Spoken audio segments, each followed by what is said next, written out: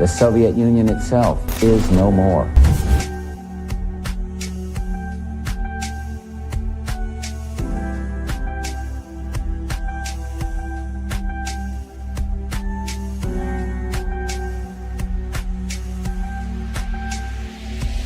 The United States military has begun strikes.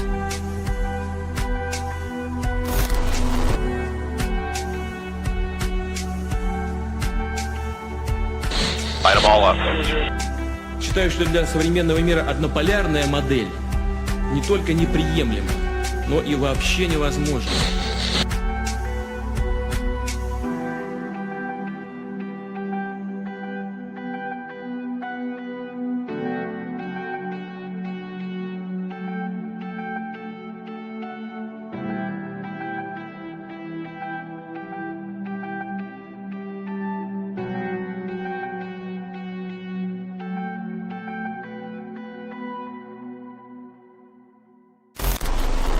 Народные республики Донбасса обратились к России с просьбой о помощи.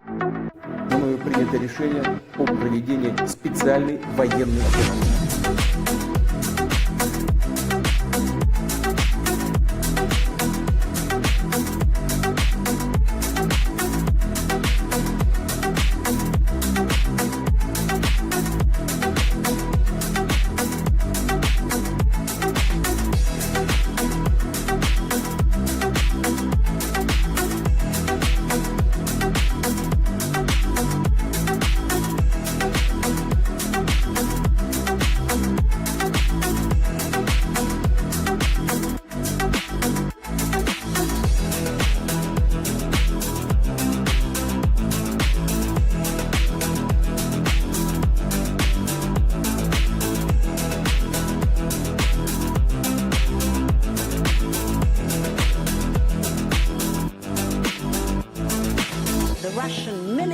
Is taking chips from dishwashers and refrigerators to fix their military hardware. Russia's industry is in tatters.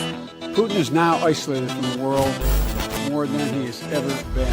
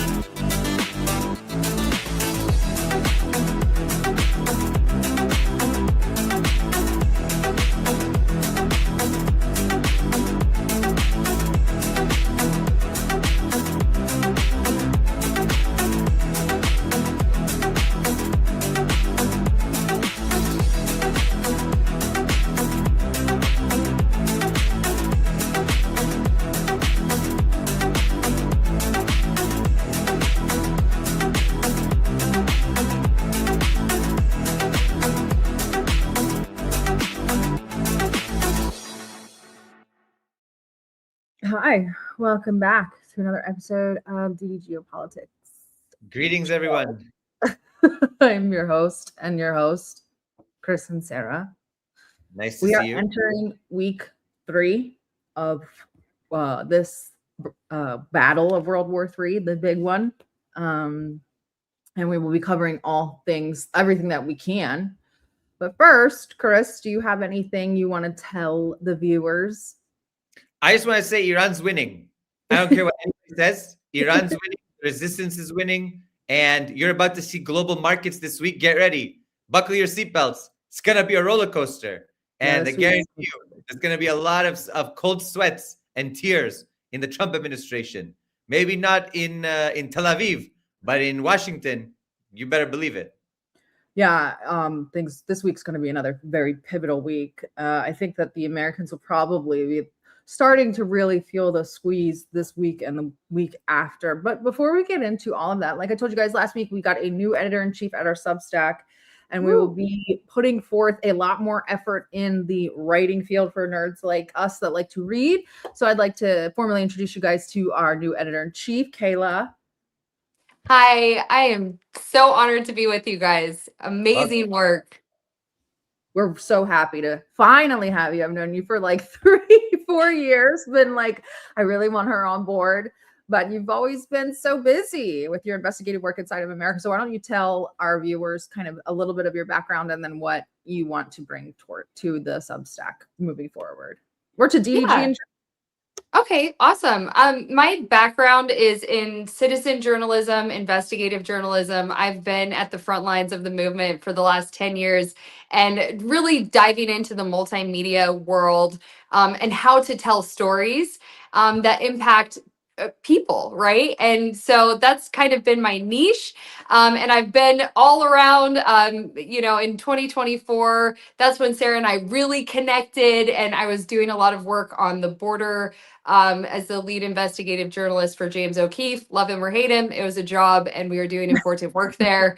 And we highlighted the border crisis, and that film made it to the Tucker Carlson Network, which I'm very proud of. I think that we did a really great job in doing objective reporting and doing a full scope of the border crisis. You know, whether it was our federal whistleblower border patrol agents that I worked very closely with, or the migrants themselves and their struggles, and highlighting the 300,000 children that went missing. So that was a lot of my work in 2024. 2025, I went independent, and I've just been kind of wearing a bunch of different hats, going over here and there, and now I'm over here, and I couldn't be more pleased to be here. Yeah.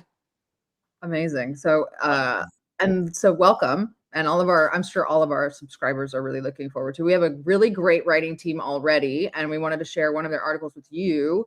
This is Ghosts in the Terrain. So, Kayla, people know who Ibrahim is on X, Ibrahim Majded, and he is our correspondent in Southern Lebanon. So why don't you talk a little bit about what you'll be doing with his reporting?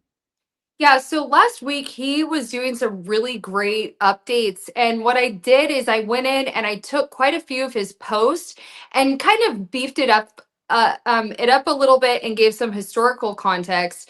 So I started with this quote where he said, Israeli media is reporting Hezbollah ghosts are back at the northern borders in southern Lebanon. Fighters are emerging from hidden positions, striking with precision and creating a severe operational crisis for the Israeli army. Conventional forces are struggling to respond to this underground, highly coordinated network, showing how Hezbollah can turn the terrain itself into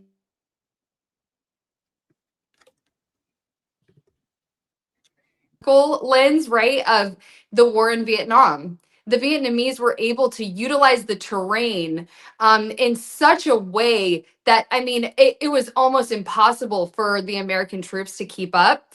And we're seeing a lot of that right now. So the shift, one of the key points that we were making in this article is this shift to the decentralized guerrilla tactics are incredibly historically significant. And it mirrors the work that Hezbollah was doing in 2006, which really bogged down the Israeli ground ops. And it's to pose the question, does Israel have a playbook for this type of on the ground operation here? So Iran is currently claiming that there's 6 months of war readiness as a strategic signal. And it's just, we're kind of taking this look of like, what does that mean for the US and Israel? So we also highlighted the fact that the IRGC transmitted mass text directly to Israeli citizens. That's fascinating. And they essentially were saying, that it was reported by International Business Times at the UK, where they sent a chilling alert stating that the US radar system in the region had been destroyed and that Israeli government was deceiving its own people. No shelter could guarantee their safety from incoming missiles. Fascinating stuff. Absolutely. Yes. We're happy to have Ibrahim. He's amazing. And we also have this from our Slovenian writer. So guys, it's not just Middle East, it's the West, it's the EU, and I just added an African writer. So that will be we'll be working on her article this week, but here is the new one from Gregor, the bomb in the basement. Yeah, to the Israeli nuclear program. Yeah, this was essentially a deep dive investigative piece looking at Israel's nuclear program, which is really important for us to be paying attention to. Talking about how it was an American proxy project and traces the Jericho missile program from French-assisted origins in the 1960s to the current day Jericho ICBM. And it kind of ties in the Epstein blackmail network and the suppression of nuclear whistleblowers. And it also talks about some of the classified U.S. intel that was leaked in late February 2026, describing Israeli strikes against Iran. And, you know, it was going into the Iranian missile strike near Jerusalem, who killed 9 Israelis near the Jericho missile base. So, I mean, key talking points from this is the nuclear ambiguity. I can't say that word. Ambiguity. Ambiguity. Thank you. So it's like they don't confirm and they don't deny it. And it's like, well, what's going on? You know, like, can we get the real here? And so it really highlights the Samson option and the doctrine there, and that Israel, if it's backed into the corner, will absolutely use nuclear weapons in an existential scenario. So really important reporting right there. Bombs in the basement. Great writing. We're really appreciative of that writer as well.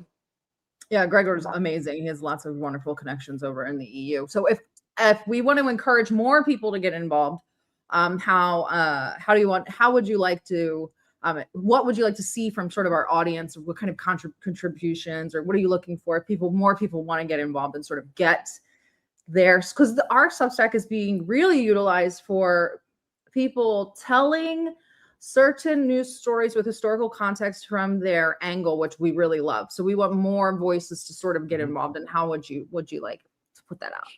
Yeah, well, I just want to say one of my favorite things in the world is empowering people to tell their stories, right? And that's really what we did with the film Line in the Sand. I worked directly with citizens all across the southern border, and that's how we made that film, right? Was through people telling their stories of what was happening in their own backyards. And so if there are issues that are close to your guys' heart, things that are impacting you, I will hold your hand and help you through that process of identifying what the story is, what the most important talking parts are, you know, what assets do we need? Do we need pictures? Do you have video? I mean, there's nothing like original video footage. So, and they can send it. We have a Proton Mail account. We can send it there for now. Yeah, ddgeopolitics@proton.me. If you guys have any submissions, for instance, I mean, this week, Kayla and I are going to be working on a deep dive into the takeover of Florida, the United States, and we're working on an article about Kenya. So we're going full range. Anything you guys want to talk about, we will get it to Kayla. We'll get you guys hooked up. Anything else you want to tell her? We're so happy that you're here, Kayla. But anything else? Yes, we are very happy. Well, I'm just so happy to be here, and I can't wait to empower your guys' audience to tell the stories that matter. So I'm here for it. Thank you so much. Guys. Enjoy the rest of your Sunday. I'll probably see you tonight somewhere. I will. Yeah. I'll see. I got stories for you later. Sure. See you guys. And so good to see you, Chris. So good to see you too. Take care. All right. Bye-bye. Substack guys, get involved. All also, right. I'm uploading the book club there. So if you guys have missed it and you don't go over to Substack. It's all free. Are you still on From Yahweh to Zion? Chapter 7. If my Spaces co-host whatever catch up, I'm done the book. I'm almost done the next book. These people. They take some time. I'm It's okay. covering a world war. I'm reading books. I'm doing book clubs. I'm doing streams. Where's everybody at? Anyway, where's everybody at? Where in the world is Benjamin Netanyahu? I'm also working on my habit to stop calling him Bibi. So guys, if you catch me, say stop, because it's like a term of endearment and I can't call him that anymore. But anyway, Benjamin, I almost did it again. Benjamin Netanyahu released this video today. מה שאלת אותי? ראש הממשלה אומרים ברשת שאתה בכלל מת? אני מת על קפה, אתה יודע מה? אני מת על העם שלי. איך הם מתנהגים, פנטסטי. אתה רוצה לספור את מספר אצבעות? אתה יכול להראות לנו? פה. פה. היית? יפה מאוד. לחיים. אתה חושב של המסר לאנשים שיוצאים ומתאווררים? לצאת להתאוורר, אבל ליד מרחב מוגן. והעמידה שלכם היא מדהימה, נותנת... I think that's enough. That's enough of that language. But this comes out after obviously the 6-finger video or the teeth video. I'm not really giving this stuff much thought, and I'm just going to tell you that you shouldn't either. A lot of it I feel like is Israeli psyops or just camera tricks or editing in the background, and they're like they want you to sit there and talk about whether Benjamin Netanyahu is alive or not. And get down this rabbit hole. I've seen people having whole spaces about it, hours and hours of conversation, analyzing the thing, putting it through AI, guys. And I just wanted to ask your opinion because yesterday I took a screenshot of it was a tweet of Anna Kasparian, and they weren't being vehement about it, but they were kind of saying we want him to die. And I was like, no, this is leftist brain. I don't want him to die. And I wanted to ask your opinion. People have been kind of like, explain your reasoning. And I'll just tell you that my reasoning is I want to see him suffer, but in my own sick way. So that's number one, I want to watch. Number two, you want to give Donald Trump and the Israeli government an off-ramp. You want to give them the ability to say, we were just following orders of a madman. And now he's gone. And you know what? That might be acceptable to a lot of people. I try to think of it in a way like, where are we at right now with our thinking? Because then I also said, okay, there's two scenarios. He's offed in the leadership. We get somebody who's worse than Bibi, which it will take Americans at least a good 6 months to realize that he's worse than Bibi, and by then it'll be too late. Or he's not as bad as Bibi. I'm doing it again, Benjamin Netanyahu. And people say, look, see, Israel can play nice. Look, they can play, and they can't. They can't. I don't want to give these people an off-ramp. What do you think? Maybe I'm being too, I don't know. Listen, I want him to be old in a wheelchair and to see Iran strong, proud, and even more advanced, and to sit there with cold sweats and to think to himself that he was a fucking failure. That he was not able to destroy our beautiful country, our strong country, our civilization with that bullshit civilization that they say, quote unquote, that they invented in 1948 by stealing Palestinian land. Please, I want him to suffer. I like that. I want him to be emotionally tormented by the power of Iran. I want him when he hears Persian to start crying. I want him when he hears terms that are related to Iran to start weeping. And I want him to have nightmares about Iranians' missile capabilities. That's what I want. Listen, whether he lives or dies, it doesn't change the fact that the Epstein coalition will continue. It won't. They will still keep going. But I want them all to realize that Iran will not be defeated. Iran is here to stay, and they can try. They can bomb us all day and all night. We'll still be there. We are the ghosts. That's what they're so afraid of. You hear on the radio these Zionist soldiers screaming and yelling, and yes, we are the ghosts. Good luck. You've come after the nation of Imam Hussein. There were only 70 or so family members around at that time. Now you have 90 million plus 20 million plus 30 million plus 50 million. Trust me, there are plenty of people who are ready. So I just want people to understand that. I want people to understand that, look, Iran is here to stay. The strait is going to remain closed. And I'm sure Trump is sweating. For sure he is. For sure he is. He smells like a fryolator because of all the fast food that he eats. But he's certainly sweating. No doubt about it.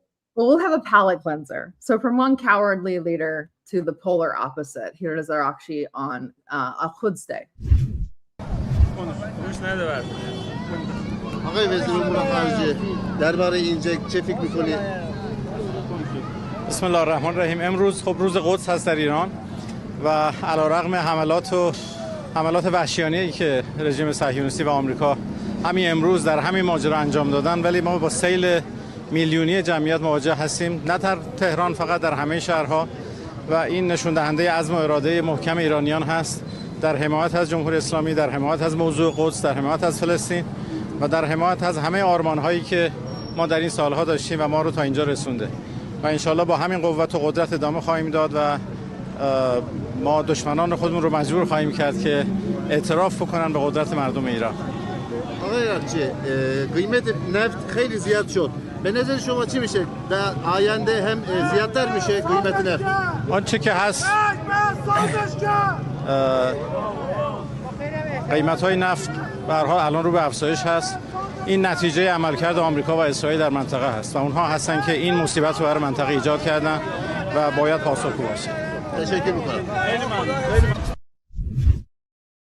She's having he's on a generational run. I think that the producer's calling him Dark Arachi now because he's on his not his villain, it's his dark hero character arc. He's on his dark hero character arc. It's very that man awesome. has a PhD, just so you know. That man has a PhD, and he didn't get any handouts from his parents to get into a PhD program. Imagine Trump, who had to use his parents' handouts to get into an Ivy League school, and he only finished, UPenn, Wharton Business School, and he's like, oh, I'm some intellectual. Please give me a break. That's an intellectual. That's a scholar. That's him. Like Larijani, all of those guys. Oh, they're all. I know. I'm telling you. Oh, great. So, where do you want to go first? Do you want to go to the Lincoln? Let's go to the Lincoln first. Let's go to Lincoln. Okay. Who is this badass? Where is he? Okay. پای پاسداران انقلاب اسلامی قرار گرفت و تا به حال غیر عملیاتی گشته و به سمت مبدأ اولیه خود حرکت کرد. دشمنی که مرگ سربازانش را ضربه خفیف مغزی اعلام می کند باید هم استیصال در ناو جرالدفورد و آتش سوزی در آن و بر جای گذاشتن مجروح در طی خود درگیری را نادیده بگیرد و اکنون با همین توجیه انهدام سوخرسانش تحت عنوان نقص فنی عنوان می شود.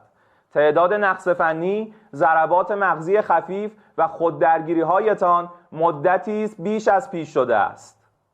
در هر نقطه‌ای از منطقه، به ویژه در مناطق اسکانتان، مناطق صنعتی و پناهگاه‌های زیرزمینی که باشید، زیر آتش و آوار دفن خواهید شد و من نصر الا من عند الله العزیز الحکیم.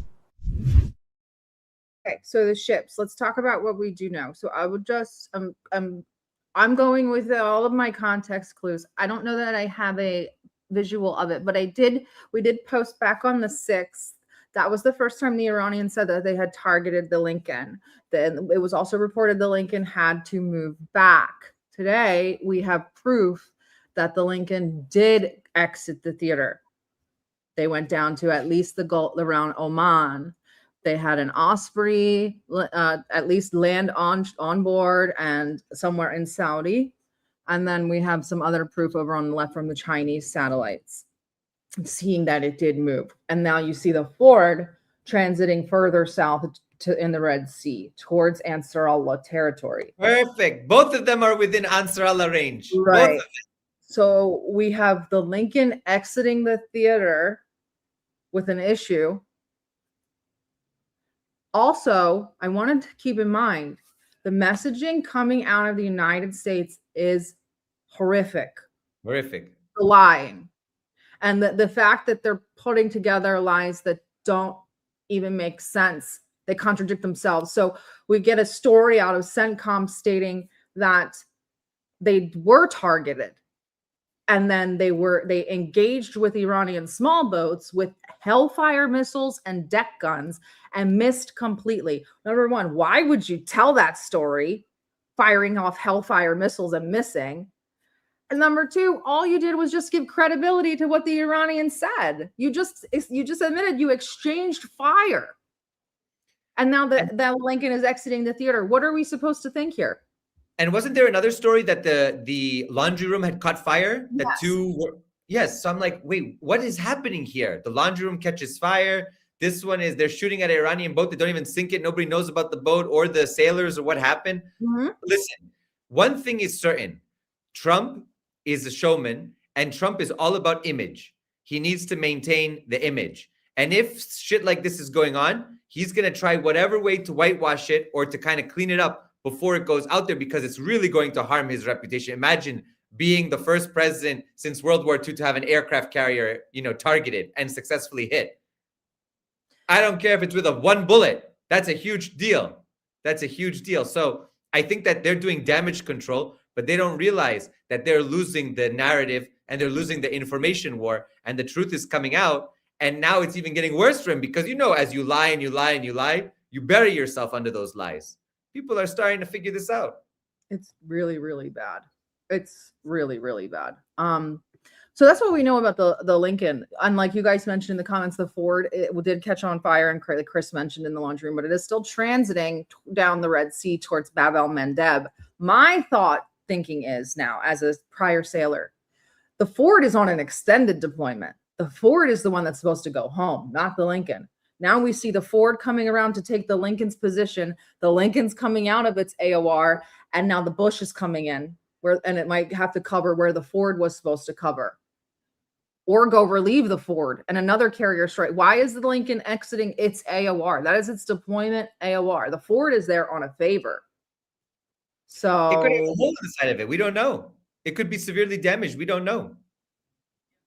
So that's that. And I did also post a video. I don't have it uploaded. It's a little bit long, but a journalist did get to go into the strait on a small speedboat, and there are ships everywhere on fire as Trump just tells them to go through the strait. Have courage and go through the strait. Sure. We'll come move on. into a little bit more of the Strait of Hormuz in a second. But first, let's talk about this KC-135 debacle. These tankers, we reported on the moves of the tankers when they were going over there and talking about what a massive evolution that was. How many tankers were going over there. It was insane. Larger than the shock and awe on Iraq. So what do we know about the two F-135s? Okay, so you guys know F-135s were our tankers. There were gas stations in the air. We get a message from the Iraqi resistance, their channels, not them personally. Their channels reveal, we think that we hit something around the border. Looks like a plane, yada, yada, yada. We wait, and then a message comes out from CENTCOM, and it says, two KC-135s were involved in an incident. So you're thinking, okay, 2 in 1 incident. One landed safely at Ben Gurion. They acknowledged the loss of the other one. Then they say this was not due to friendly fire or hostile fire. So you're like, so did they collide? Okay, let's go off that. If you have fuel tankers close enough to one another to collide, that is gross incompetence. You need to ground all of your aircraft right now. Do you know how dangerous it is to have one flying gas station and another flying gas station collide? Oh, it's insane. First of all, those planes are not supposed to go near each other at all. Because they're refuelers. They get a huge radius of safety. Yeah, of course. So that's gross incompetence number one. But okay. So then they tell us, oh, they were involved in the same incident. So there's the one that landed, obviously, at Ben Gurion. That thing is hooked. But so we go and we check the flight path of the one that landed in Ben Gurion. That one never went near Iraq at all. Correct. So we're getting terrible stories that we're like literally like just poking holes in from CENTCOM and the American media, and from Iran and the Iraqi resistance. They're corroborating stories that they're just downing assets all over the place, right? So here are some of the dead. They're the 6 people that died in the KC-135 incident that the United States will not admit what happened. So their families are just left to figure it out. The one in the top left already has a GoFundMe open for him. Don't worry, guys. While they're opening GoFundMes to survive, which again, they get $500,000 from the military, but whatever.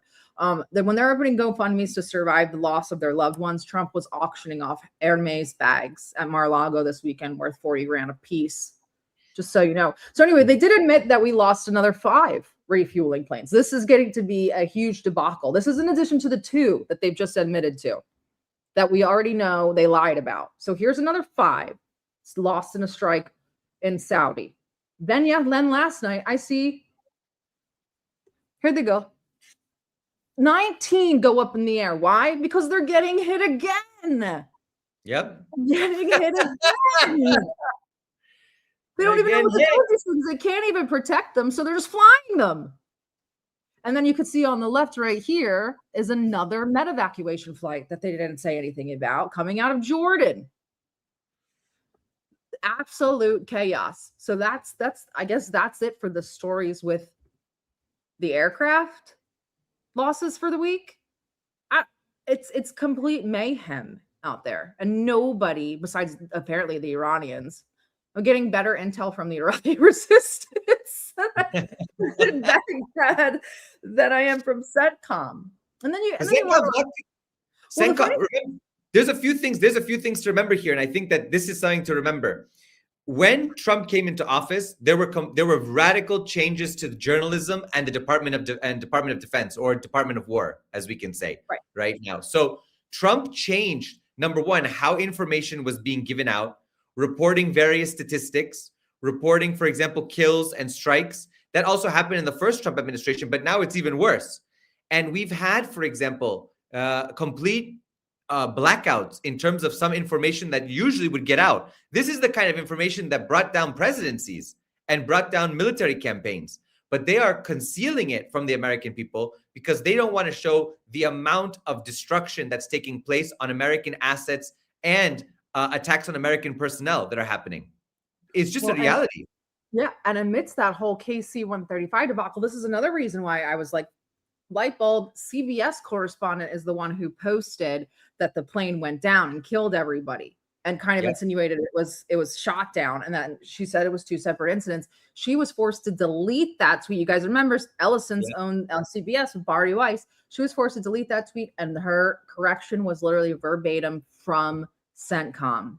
Yep, exactly. And here's your FCC threat.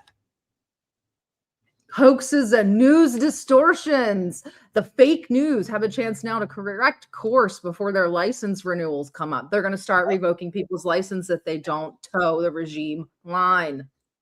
Hey, so much for the free press, huh? Mm-hmm. We're going to go give Iran freedom of the press, and we're going to deny it to Americans. AI me into that North Korean broadcast. Right? I feel like it's insane. It's insane. They're like, you want to become China? Because we have to do this unless you want to become China. That's like the literal like MAGA thinking. We need to restrict our speech before we become more authoritarian like China. China is much more free than we are. Trust me, much more. Right? But every time it's just another ridiculous excuse. Okay, let's go over to, I also want to point this out. Here is the soldiers, one of the soldiers' family that was lost in the war. Simmons' family is making a plea, calling on the United States to stop the war with Iran. This could have been prevented. We didn't need to be in this war. You know, this is uncalled for. And this is what we get. Families are suffering right now. Not only our family, but there are other families that's lost loved ones. And just to create a war because you want to create a war, it's not right. It is not right. So I want to point out that the reason why Trump is auctioning off $40,000 purses at Mar-a-Lago, but the United States keeps a peasant class like this on purpose. This is obviously a rural, poor African-American family who just lost their son in Trump's war for fun. Even Arakchi says he's doing this for fun while he auctions off purses. There is another clip. I think we have it from Arakchi. Is this the one where he says the Americans and Iranians are suffering? Producer, nod or thumbs up, then I'll play it. Yep. Yeah, okay. President Trump said this weekend he is not ready to make a deal with Iran because the terms aren't good enough yet. His administration is saying this war could last another 3.5 weeks or so. Has Iran asked for a ceasefire? No, we never asked for a ceasefire, and we have never asked even for negotiation. We are ready to defend ourselves as long as it takes. And this is what we have done so far, and we continue to do that until President Trump comes to the point that this is an illegal war with no victory, and there are people being killed only because President Trump wants to have fun. This is what he has said. Have fun? We are not. Yes, this is what he said, that they are sinking, ships and targeting different places because it is fun. And the Secretary of War has said that there is no mercy. And this is actually a war crime. Even saying that is a war crime. So this is a war. This is a war of choice by President Trump and the United States, and we are going to continue our self-defense. Well, right, exactly. War for no reason. Just want to do it for fun. It's fun to watch. I mean, I think we might. Do we have the clip of Trump saying? Oh yeah, here it is. The Navy is gone. It's all lying at the bottom of the ocean. 46 ships. Can you believe it? In fact, I got a little upset with our people. I said, what quality of ship? Excellent, sir. Top of the line. I said, why did we just capture the ship? We could have used it. Why did we sink them? They said, it's more fun to sink them. I said, that's not... They like sinking them better. They say it's safer to sink them. I guess it's probably true. Yeah, we Iranians will humiliate you. You laugh now. Wait and see. Wait and see. I'm so excited. I want a global recession. I want a complete economic collapse. That's what I want. I want them to be punished. I want their 401ks to be gone. I want everything to be gone like that.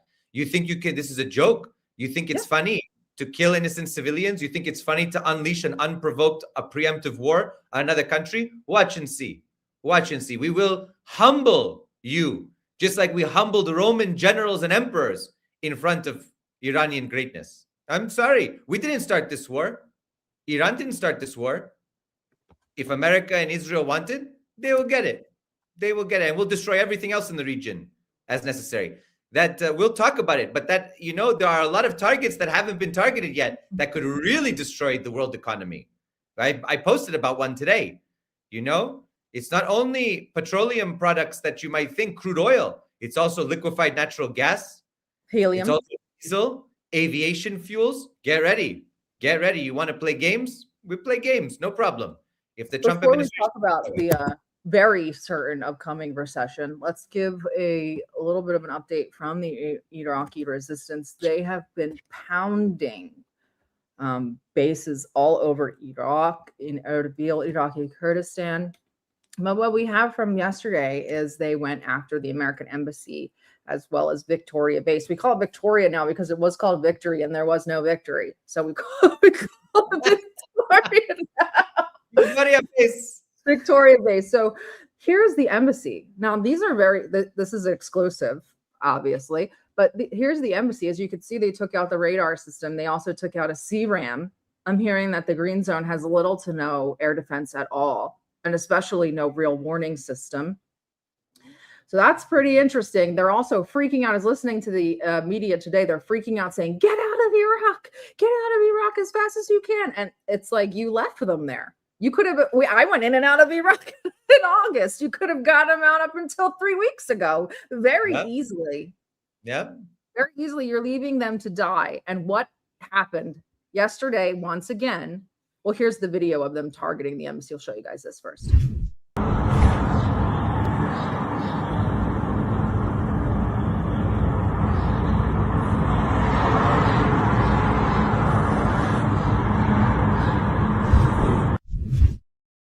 Then they went and targeted Victory Air Base near Baghdad International. Now, guys, Baghdad International has an American section. They're not targeting the civilian parts of the airport, but here is this. This is kind of graphic, so just a little bit of a warning. والله العظيم قاموا يبكون بكي.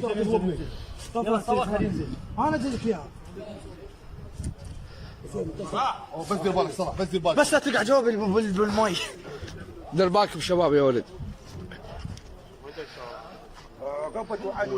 شنو غير بالقاعده غير قاموا يصرخون اسمع الصريخ مالهم.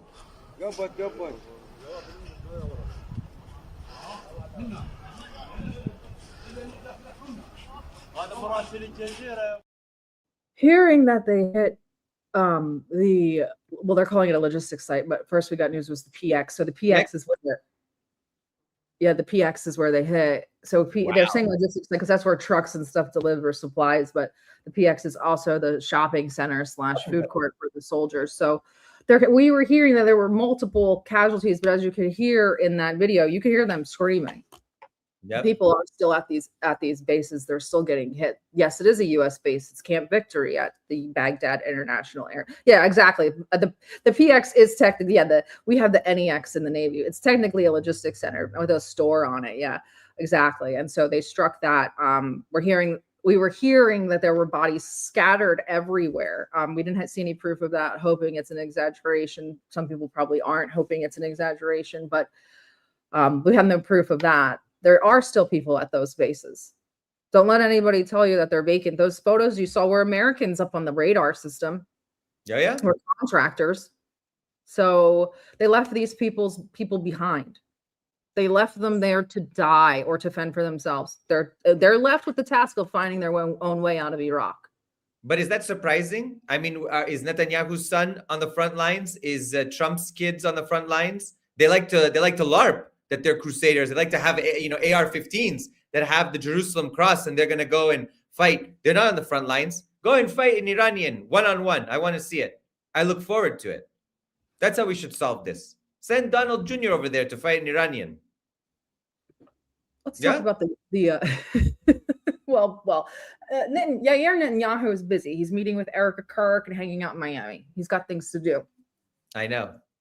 So let's talk about the impending doom, the impending collapse. Oh, here's your MLRS truck in Victory Base that was bombed. Yep. But it's coming. So let's look at all the little things. F1 has been officially canceled. Yep. In the Gulf. That's a huge hit. We have UAE COPE all over the place. They're freaking out. Here's your Dubai real estate market. Wow. Yes. And so here's Hegseth on the Strait of Hormuz.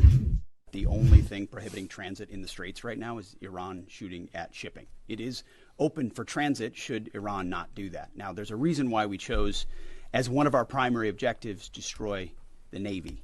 We understood the ability to interdict shipping is something Iran has done for 40 years. It's key terrain. They've used it as leverage. The world is seeing what they'll do to fight back in that context. And so we've heard them talk about taking various measures, and we're planning for all of them. So we have a plan for every option here. We're working with our interagency partners, and that's not a strait we're going to allow to remain contested or with a lack of flow of commercial goods. So we're aware of that.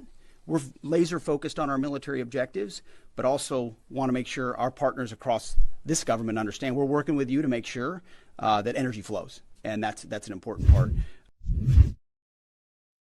Azizam, come. We're laser focused on keeping the strait closed. So good luck. The only thing that's stopping us from transiting the strait is Iran shooting at us. I thought they just listen. You see how we just talked about earlier. We just talked about the complete bungling of the entire narrative. They just said, Trump, you saw a video, just said, we destroyed their Navy. Very fun. All those ships in this. So how are they still shooting at you if you destroyed the Navy? Because they haven't destroyed the Navy. They destroyed some bigger naval ships, true. But there are thousands of small craft that can still weave in and out and still knock out this ship, knock out that ship, destroy this tanker, destroy that tanker. Trust me, this is not easy. And the U.S. is now meeting its match because Iran's Navy doesn't need to have big aircraft carriers and big destroyers or cruisers. What it needs is small boats that are going to go out there with a couple guys, with a couple missiles or drones or a couple pounds of TNT, and they're certainly going to show you what they're capable of. I had something I wanted to say and now I forgot it. Was it about the $100? Oh, oil markets open in 13 minutes. So we will find out. Here we go. Our Department of Energy, the head of our Secretary of Energy, it believes Chris Wright. This is what he had to say. Okay, well, the price of a barrel of oil closed above $103 on Friday, and the Iranians are warning of prices hitting $200 a barrel. Mr. Secretary, should Americans be bracing for, should they be worried that this war will actually drive the price of oil above $200 a barrel? So Iran for 47 years has called the United States the Great Satan. So because they call us the Great Satan, I don't think we are the Great Satan. In fact, clearly we're not. So I don't listen much to Iranian projections of what's going to happen. So that's a no? There is disruptions Is that of a flow no? in a very important waterway. I would pay no attention to what Iran says, but there is a lot of energy that flows through the Straits of Hormuz. And depending upon the timing and the manner in which this conflict comes to an end, we're going to see some elevated pricing until we get there. Where it's going to go, we have done many, many actions to mitigate that price rise. Iran calls us the Great Satan. We are not the Great Satan. We're the Epstein regime. We just, sexually abuse and ritualize the murder and cannibalize children and traffic women. But what Great Satan? We're not Great Satan. And now he said at the end, actually, yes, disruptions and prices will go up, but it remains to be seen about this. There's the truth. The truth after all your bullshit whining is that prices are going up. Yeah. They keep telling us, they keep saying short-term pain for long-term gain. And they probably short-term pain us for at least the rest of the summer. It's like a mantra. I feel like I'm in a Tibetan monastery. Om Mani Padme Hum. Om Mani Padme. Yes. Okay. Come on. And Pete Hegseth mentioned, we're working with our partners to help them get across the strait. Here's Trump screaming, it's a team effort. We all have to work together. He has asked France, the UK, Japan, China, and I believe Italy for boats. They have all declined.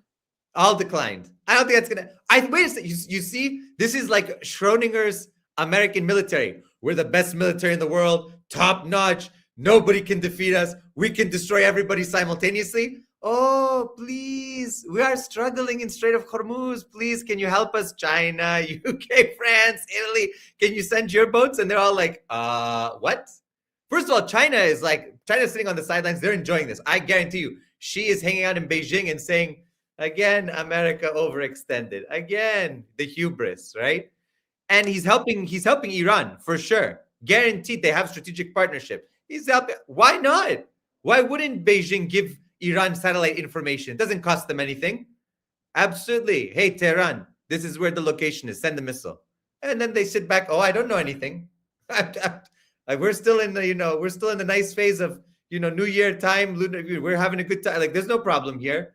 That's what's happening here. That's what's happening. Of course, China and Russia know what's going on. They are aware of it. Russia's benefiting from this. And also Russia is redirecting a lot of their supplies to their partners in Asia. Of course. They were prepared for this. Nobody's stupid over there. Unlike our administration in the US, the rest of them have PhDs and graduated very tough schools of diplomacy and political science and political philosophy. So I'm sorry, we don't have a bunch of drunk, apocalyptic, messianic evangelicals running those countries. Those countries are actually run by God-fearing men who did great work in academia. Putin's a lawyer. Xi Jinping went down to the people, very well educated as well. Tsinghua University, one of the toughest universities in China, top 2. So, please, it's crazy. It's crazy what we're seeing out there, really. But I think that, let's talk about options for even off-ramping this. I just don't see it. We've already had, Arakchi today has said, we are not looking for a ceasefire. News just came out that said, there's no off-ramp available for Lebanon. Then, and even if there was one, I believe the damage has been done. Politico unveiled a poll today, but they took this poll in February. Now look, the responders who say it's better to depend on China or on the US. Look at those numbers. Yeah. Those are crazy numbers. This is before the war. This is crazy. Where do we even go from here? So what I saw somebody post today. Oh, Rokana went on one of the Sunday shows and said, I just hope that Trump declares victory and just stops. And I know that he meant we obviously didn't win, but just say you won and just end it? What do you think the options are even at this point? And you can't even look at it from an Iranian angle because they said there's none. What can the United States do?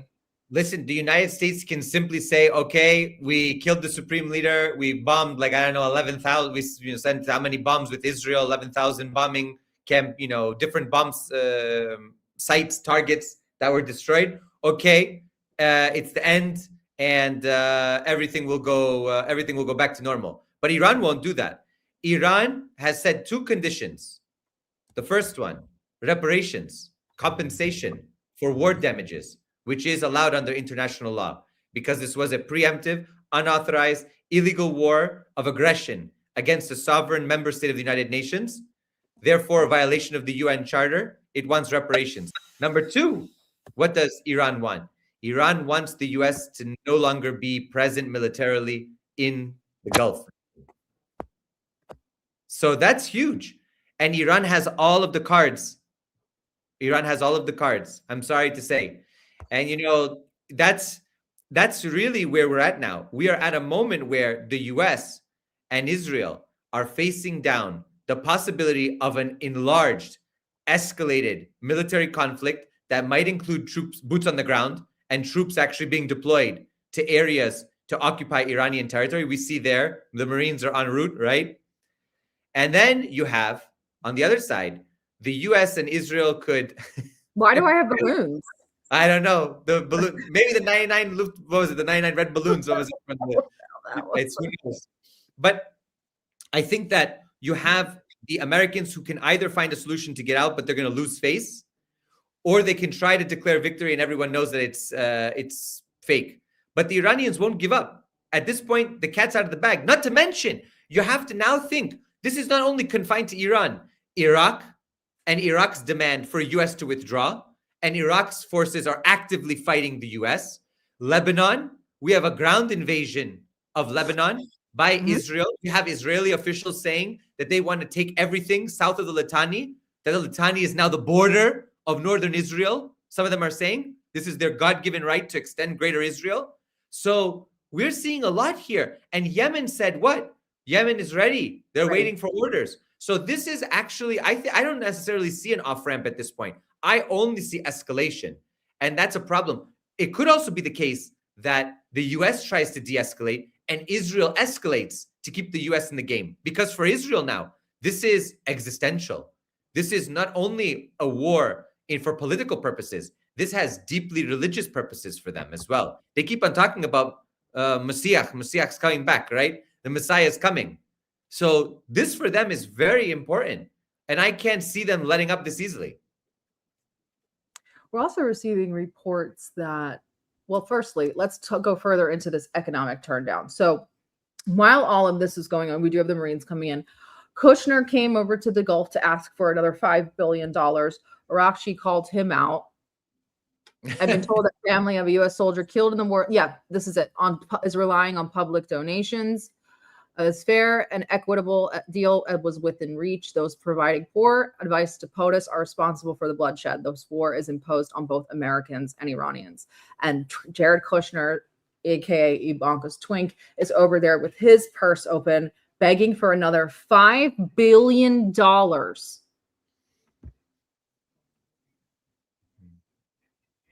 They also have another $10 million reward.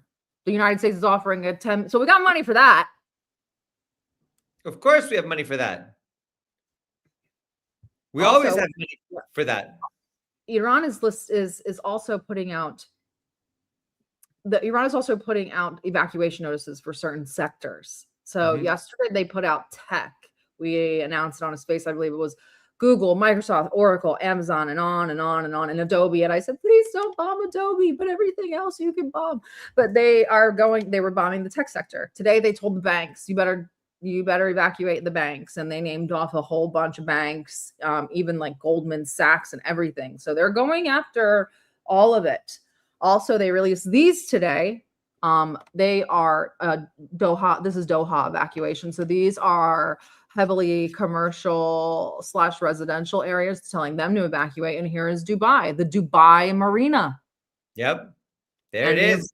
They are bombing all of the economic generators, all of them. Listen, I spoke to some friends in finance, and they're saying people are fleeing Dubai in droves.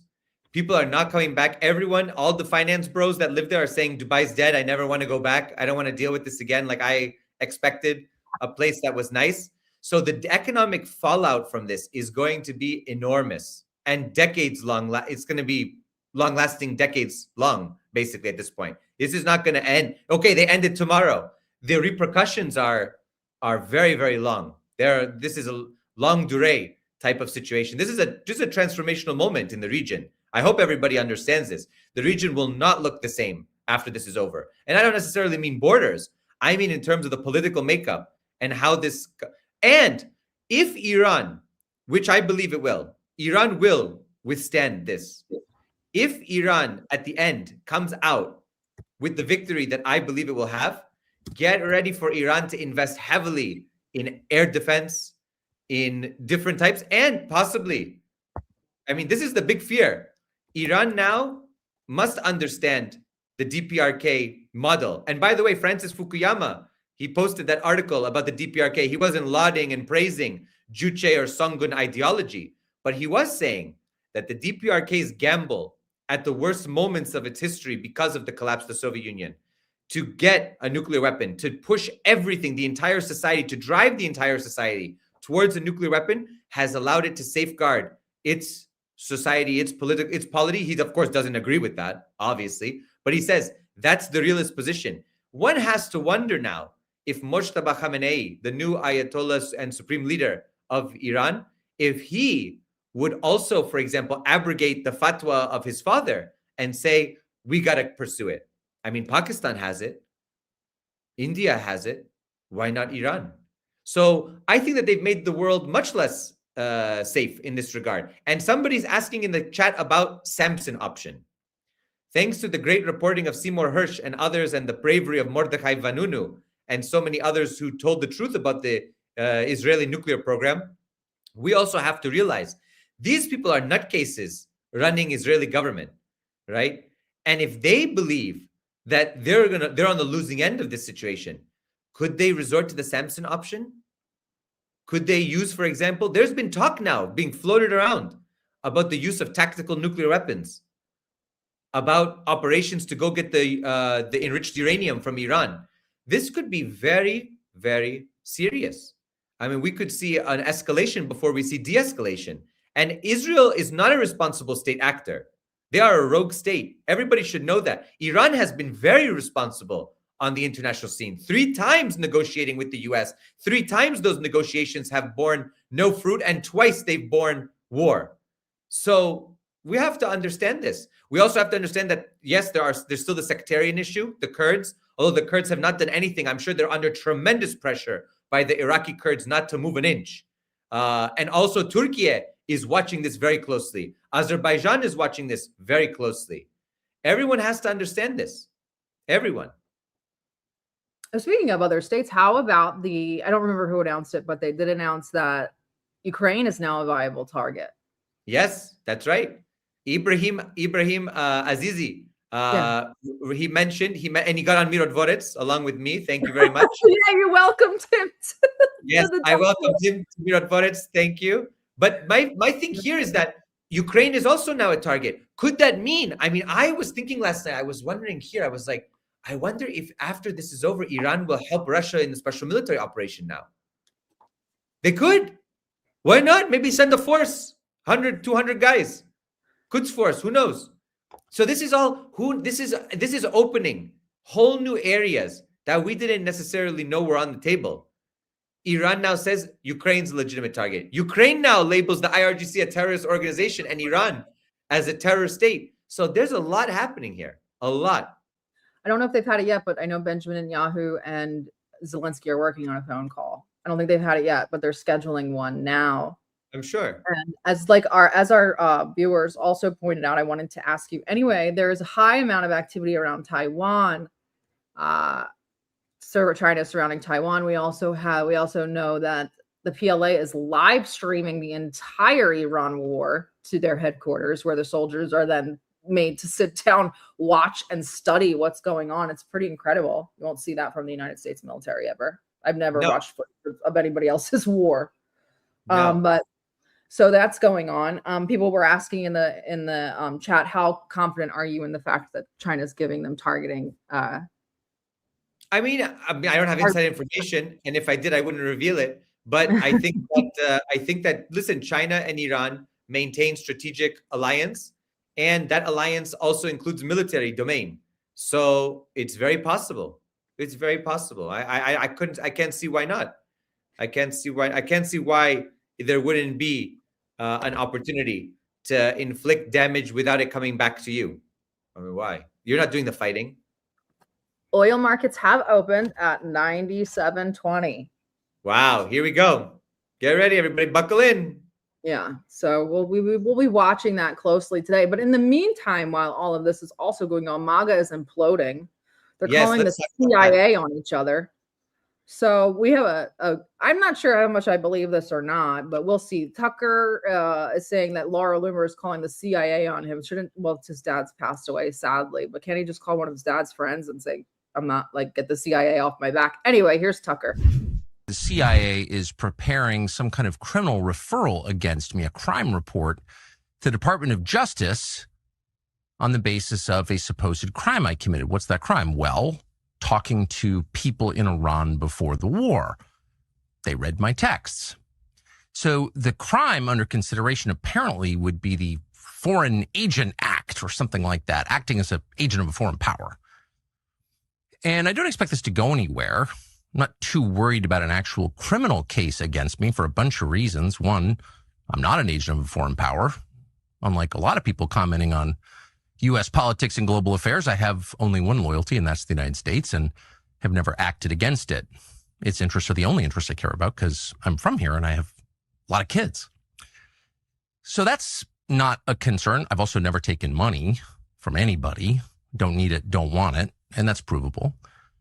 And moreover, it's my job to talk to everybody all the time and try and figure out what's happening around the world. That's literally what I do for a living, and I'm not going to stop doing that, nor should I don't think. I'm also an American. I can talk to anybody. I have no secrets to divulge. So legally, I think the case is ludicrous, and I doubt it will even become a case. I'm bringing this up for a couple of reasons, though, and they're pretty obvious. One is that countries tend to become more authoritarian in wartime. It's just the nature of war. People are dying. The stakes are high. People's emotions have risen to a very high point, to a crescendo. And so there's much less tolerance for any kind of dissent in the homeland. The irony, of course, is the United States fights wars on behalf of freedom, but there's always less of it here in our country during war. So that's a widely recognized phenomenon, and it's likely to happen now, too. Someone in the chat said CIA versus CIA. That's why I don't really know what to make of this, although I do kind of take notes on what Tucker and company are talking about. So I just think that it's a more of a sign that more censorship is to come, I guess. I don't know. What do you make of this sort of this feud? I think Tucker, I don't know the intricacies, but I do know that Tucker has been a voice of that's more rational and more reasonable. I mean, the fact that he spoke to Iranians, you don't see Laura Loomer speaking to. No. So for me, that's important. Whether he's part of the state or not part of the state, I don't have that information. Of course, we know about his family history. We know about his history. But I honestly believe people can change. I really do. I believe people can change. I don't believe Jeffrey Epstein ever changed. But I believe that some people can change, of course. I mean, there are people in the military who are now against war. There are people who have been in the CIA who are now speaking out against the CIA's crimes. That's a reality. Whether they do it for the right reasons or the wrong reasons, I can't tell you. I can't judge. I don't know. But what I can say is that he's been on the right side of history now on a lot of these issues. And Laura Loomer and the rest of the gang has been on the wrong side continuously, time after time. You know, so that's what I think. And of course, if we agree on an issue, why not? It's good. I wouldn't mind sitting down with him and talking to him. Would I ever sit down and talk with Laura Loomer? Probably not, because she's going to end up saying you're, some terrorist. I'm a terrorist. I'm, a turban wearing, who knows what. But no, so I think that it's important to have these people. There's a lot of, listen, there's a lot of people who are waking up in the US. It's going to be uneven. It's going to be messy. It's going to be not so easy. I'm the byproduct of a family, an education, an experience around the whole world, war, everything has produced me. So imagine, and the same for you. So imagine now you have people who are just waking up. It's going to be hard, and they're not going to be right on everything. But I think that we should give the credit that some people are having at least some good takes, and to criticize them when it's necessary, right? I agree. And I use these people as tools. That's why I used the Carrie Prejean Bowler interview the other day. And I also, we did the nuance thing and talked about our background, and we were honest about that. But I shouldn't say never, that's too extreme. But I usually don't dismiss somebody because of their background. I usually take in what they say first, and then I look into it and I say, okay, well, let's keep this in mind as we move forward.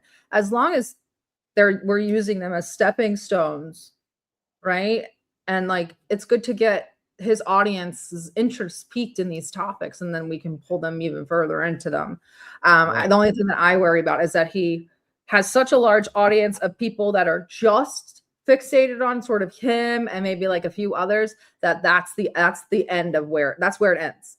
That's where the insight into it sort of ends. Do you know what I mean? Like, so that's the only thing that's my only pushback against Tucker. But other than that, I think that these people are useful tools because they're so mainstream and because they have very large, even Candace. I don't watch Candace, but you bet your ass I'll use her. When she shared us the other night, I was like, hell yeah. I'm not going to say no, thank you, Candace. So I agree with some of her takes. Some of her takes are not correct. Listen, were there people killed during the Bolshevik Revolution? Yes. Was the church oppressed? But were 100 million killed? Were 60 million killed? 40 million killed? No. Ask any Russian. Ask any Russian. It's not true. 100 million. No, it's crazy numbers. Please, everybody. Yes, there was repression. Absolutely. People were killed. Priests were killed. Monks were killed. Bishops were killed. Sure, believers were killed. But it was not those numbers. And they use it as a kind of narrative spin. I just want people to be a little bit more rational and realistic about some of this stuff. But exactly that. I don't think that they're doing God's work, but they're definitely helping to be pushing the discourse much further than it could have ever been pushed by people trying to do it just organically. So I appreciate them for what they do. But I don't usually dismiss them just based on their past. Regardless, I think I'm going to let you go, Chris, because you're starting to look a little haggard. This guy is a Russian shill. It's late here. What can I do? Tucker has accounts in Rubbles. What's a Rubble? Like Barney Rubble? Like the Flintstones? Who's a Russian shill? Chris a Russian shill? Because Chris, this guy is a Russian shill. Chris definitely has rubles. Chris definitely has rubles as he lives in Moscow. That's it. Let's see our super chat. This is Greek, so tinapo. Good. Take care.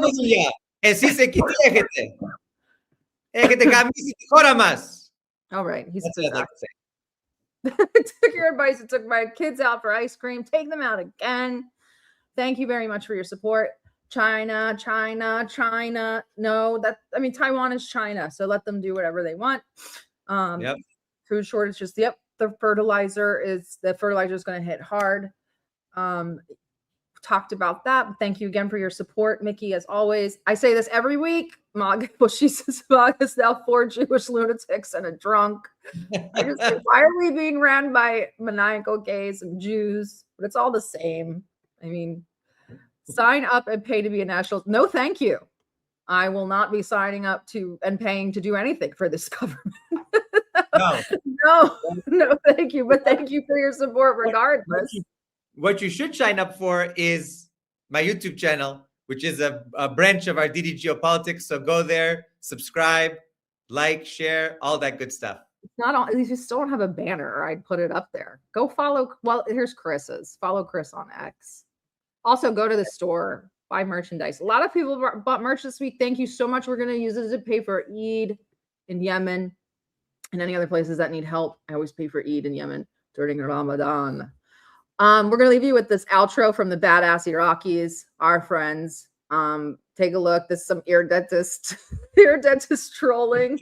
But other than that, we will see you in the spaces. Enjoy the rest of your weekend. Chris, don't do anything crazy. We have another show on Wednesday. I'll try not to. Wednesday, I hope to be there, but who knows? I could be elsewhere. I know. Probably surprise us that day. Anyway, guys, have a good night, and we will see you soon. Enjoy this Iraqi trolling. Well, maybe it's not trolling. Who knows? See you soon, everybody. God bless. God bless. استمرت الحرب وهذه الدول ضمن هذا المشهد وأصبح الصراع كسر عظم به. راح يختفي الكويت كدولة وقطر والبحرين والإمارات، وقد تكون يعني هذه الدولة ذات هويات أخرى جديدة. شلون تختفي يعني الكويت؟ يعني من يبتلعها؟ الكويت من يبتلعها؟ أضرب لك مثل هسه البحرين عندها جسر 27 كيلو، القوات السعودية حاطيها هناك من يصير تهديد تجي. زين. الطب يسموها درع الخليج. إذا انضرب هذا الجسر درع الخليج شي وصله؟ واكو اغلبيه شيعيه عندها مشاكل مع الحكم، وزوارق صواريخ ايرانيه متاهبه المسافه 200 كيلو توصل بثلاث ساعات او ساعتين ونص. تدعم هذا الموقف. شي بقي من دوله مساحتها 760 كيلومتر بس، يعني مساحتها مو هسه هذا البحرين اوكي، الكويت من يهددها؟ نرجعها لايران. البحرين هي كانت لايران تروح لايران، الكويت تروح للعراق، الامارات ترجع لعمان، ترجع لاصولها. صحيح. هذا احد الخيارات المطروحه. السعوديه يجوز تاخذ قطر ايضا. هشو والله. شويه حمد هذا كلام مهم. احمد ولو اطلت عليكم صدق. شنو الكويت من ياخذها؟ انت تاخذ الكويت؟ الكويت مو دوله يعني ترجع الكويت مو دوله ولا قطر دوله. يعني قطر جزيره بها ممر واحد يروح على السعوديه. وهذا الممر ممر اسمه ممر سلوى. عرضه 30-40 متر يعني. يعني 4 جنود يخنقوها. شنو هاي من دوله يعني؟ البحرين 760 كيلو، عباره عن يعني شلون اقيس لك اياها؟ عباره عن ناحيه تابعه للفهود. يعني الشوملي بقد الشوملي؟ لا هوايه الشوملي اكبر منها كثير يعني. بس انت من توقف بطرفها شوف نهايتها يعني مشي تروح تقدر. الامارات من ياخذها؟ الامارات يعني مثل ما تفضل عمان كدوله تاريخيا هي كانت جزء منها. تدري انت هسه بالامارات داخل الامارات هسه اكو منطقه تابعه الى عمان. تابعه الى عمان. هاي ما لها سلطه الامارات عليها. داخل في وسط الامارات؟ في وسط الامارات تابعه لابو ظبي. منطقه تابعه لعمان. تاخذ الكويت سيد كامل؟ انت تدري اكو لعبات كره قدم. هاي الدول تجيب ذول المقيمين يدعمون فريقهم، تعطيهم كل واحد $50 على مود يجون يشجعون الفريق لين ما عندها شعب. يعني تصورك عن دول الخليج ترى يعني 10 مليون الاعلاميه والماليه ترى بالواقع ماكو شيء. ترى 10 مليون اجنبي و750,000 اماراتي.